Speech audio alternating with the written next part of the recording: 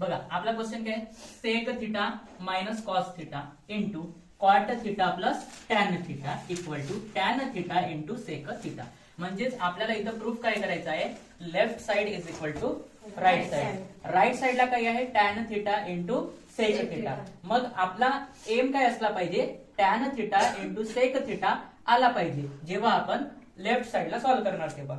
मग विचार करायचा टॅन थिटा कसा भेटू शकते आपल्याला, sine theta upon tan theta is equal to काय मिळू शकते, कसा मिळू शकते tan theta, sine theta upon cos theta.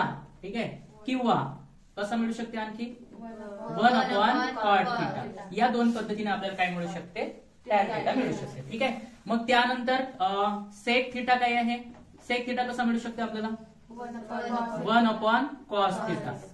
या पद्धतीने आपल्याला काय मिळू शकते, सेक थिटा मिळू शकते. मग जेव्हा आपण या लेफ्ट साइडला सॉल्व्ह करणार त्यावेळेस आपल्याला काय मिळायला पाहिजे, एक तर sign theta upon cos theta यायला पाहिजे किंवा 1 अपॉन कॉट थिटा यायला पाहिजे, तर आपल्याला टॅन थिटा मिळेल. ठीक आहे, आणि जर आपल्याला 1 अपॉन कॉस थिटा मिळाला तर आपल्याला सेक थिटा मिळाला. ठीक आहे ना. मग आता याला सॉल्व्ह करू. याला सॉल्व्ह करण्यासाठी आपण काय लिहितो, LHS लिहितो. ठीक आहे, काय लिहिणार आपण, LHS means left hand side. मग लेफ्ट हँड साइड काय आहे, लिहायची sec theta minus cos theta.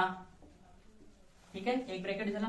Second काय आहे, cot theta plus tan theta second. ठीक आहे, आता बघा आपल्याला माहित आहे सेक थिटा आणि मायनस कॉस थिटा लिहिलेला आहे, तर आपण सेक थिटाला कन्वर्ट करू शकतो, म्हणजे त्याचा मल्टिप्लिकेटिव्ह इन्व्हर्स लिहू शकतो. तर काय होईल, सेक थिटाला कसं लिहू शकतो सांगा, 1 अपॉन कॉस थिटा.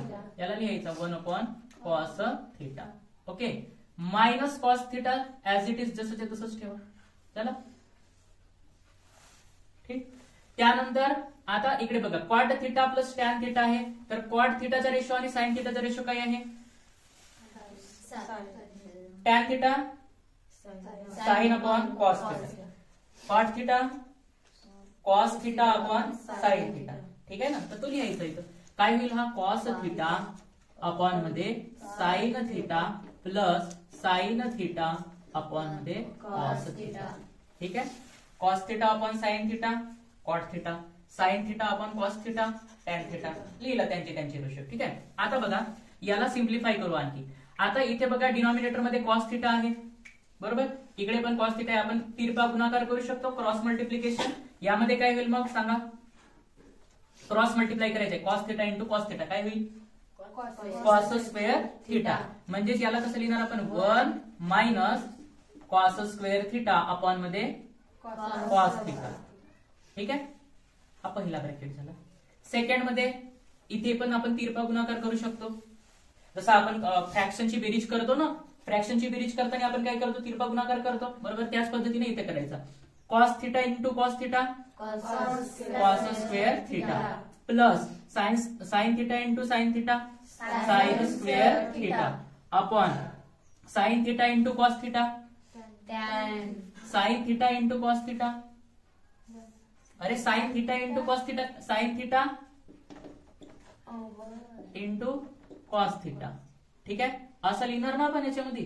ठीक आहे, आता बघ 1 मायनस कॉस स्क्वेअर थिटा काय होईल, 1 minus cos square theta. Identity आपल्याकडे आहे sine square theta plus cos square theta equal to 1.